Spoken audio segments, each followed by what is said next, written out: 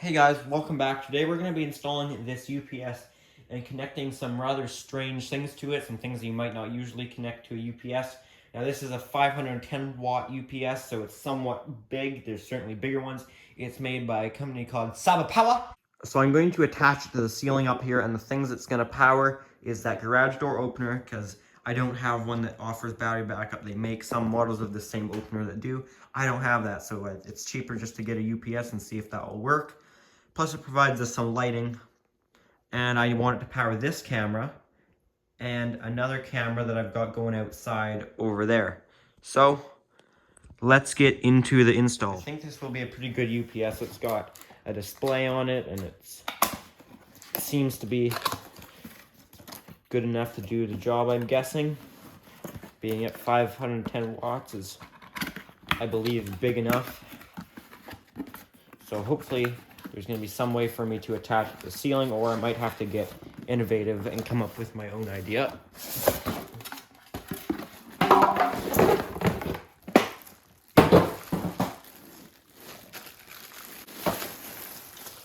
Alright, let's see how I'm going to attach it. So we've got a bunch of mounting holes, so that's good. So now for mounting holes like that, I'll show you an easy way to figure out where you need to put things on the ceiling. So I can put a piece of paper on it, and I can feel the mounting holes, and our screw needs to go on the skinny end of the keyhole slot.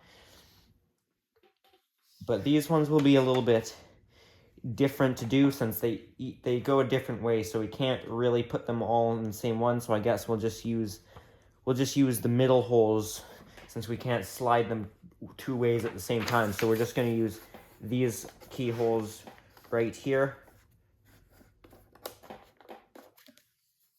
So I got one screw will go there, and one screw will go right there.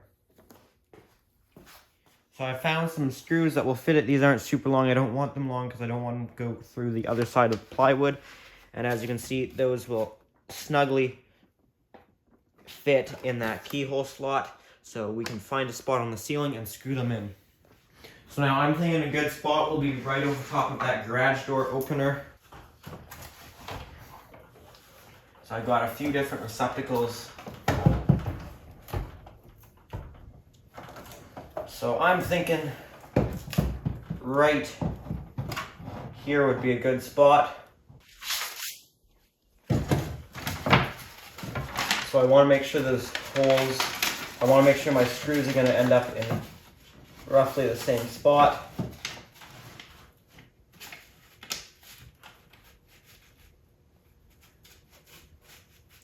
Right there. I'm going to position it slightly over this way so it doesn't interfere with my lights as much, my little LED lights.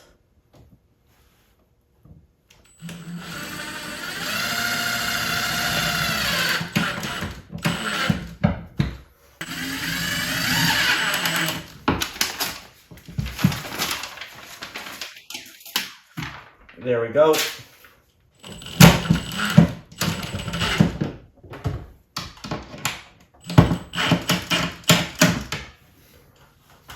That looks pretty good.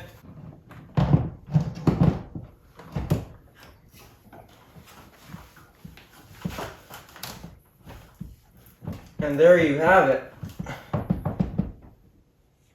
That slid on there. Now it's wiggling back and forth a little bit, but we don't seem to have that much play. I might tighten it a little bit more and see if we can get it a little bit better.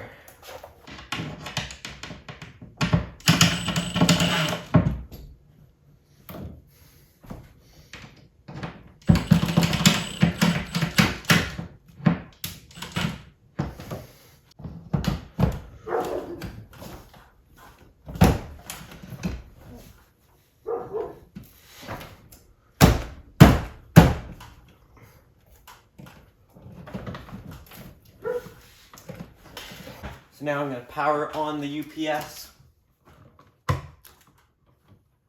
And it didn't do anything. Hit the power on button.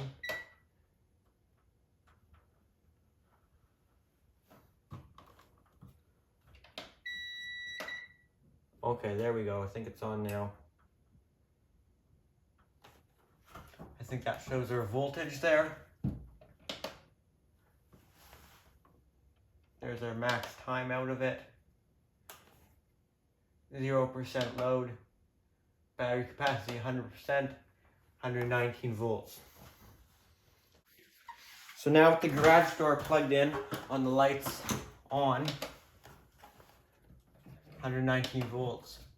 Our runtime would be 120 minutes right now with the LEDs on. Oh, it just bumped up to 145, so that's actually pretty good.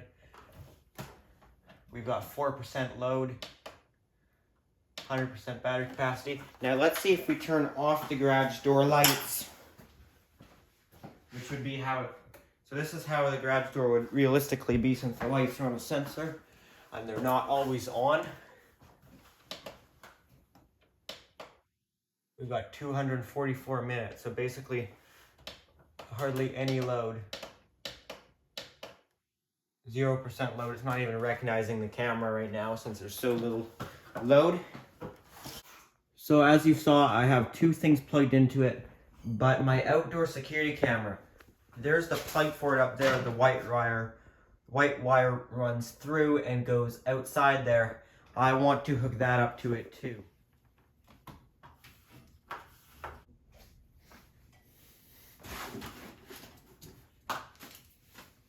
So that cable is not long enough to reach up here, so I've got a USB extension cable.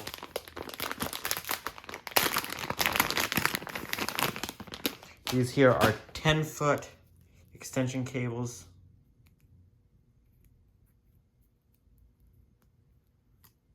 So now I'm just going to staple this to the underside of the joist because I don't want to be drilling probably what looks like to be at least a 5/8 hole just to run a USB cable. I don't want to put that many holes in the structure just for a USB cable. Now I'm just going to keep in line with the red fire alarm wire. Gotta be careful to not damage the wire. Plug that in a little more. Just snug.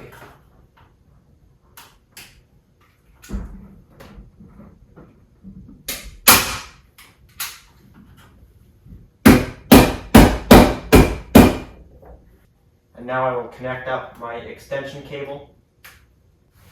I'm going to tape this guy up here to make sure this connection doesn't come loose. I doubt it would, but for something that's going to be semi-permanent like this, I might as well.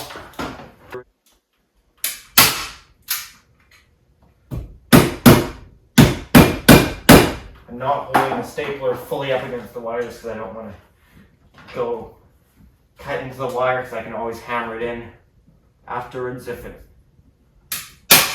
I go through the wire, it's damaged.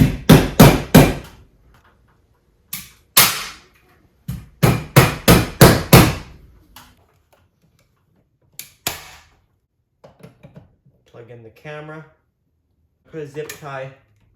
I'm gonna hang on to this so I don't lose it here, but I'm gonna put a zip tie on the wall here. Staple the zip tie in place.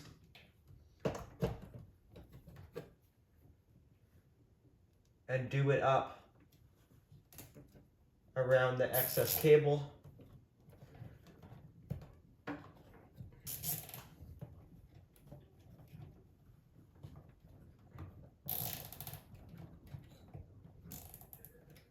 To keep it snug there. So that's everything on the UPS now. We can check the load.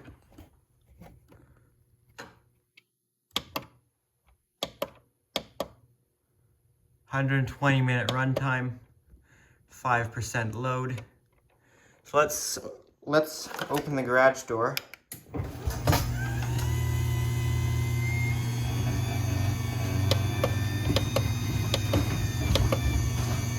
"42 minutes, 13% load." So that's still really not too bad. Now back down to 5. 13%. Okay, so that went up to 20%, dropped back down. 32 minutes. Now bump back up to 80. That's honestly pretty good. But let's actually see it in action. Let's simulate a power outage.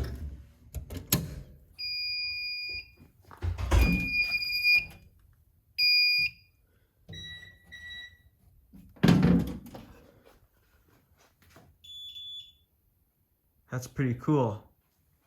So our security system's also in trouble. I don't care, it doesn't beep that often. The UPS here.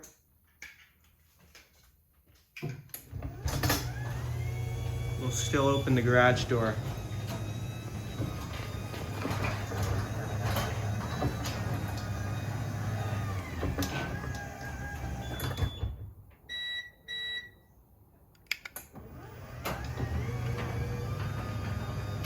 And the cameras are still operational. They're blinking blue because they lost their Wi-Fi, but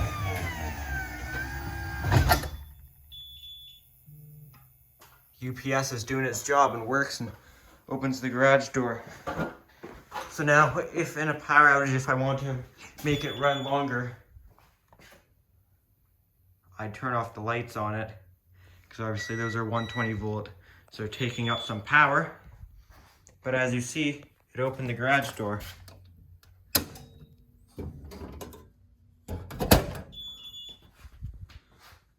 So that's pretty cool. All right, well that seems to work pretty good. It does the job I needed to do. Backs up the security cameras, backs up the garage door. I might put this extension cord, this hanging down extension cord, I might tie it onto the UPS, just in case there's any 120 volt thing I want to use or need to use during the power outage. I can always do that by plugging it into that extension cord. So if you enjoyed this video, found it entertaining, or found it useful, make sure to hit the thumbs up button. If you haven't already, make sure to subscribe to my YouTube channel, and also consider following my Instagram account at Pickle700 for extra content and stuff that you might see earlier than usually. So, thanks for watching.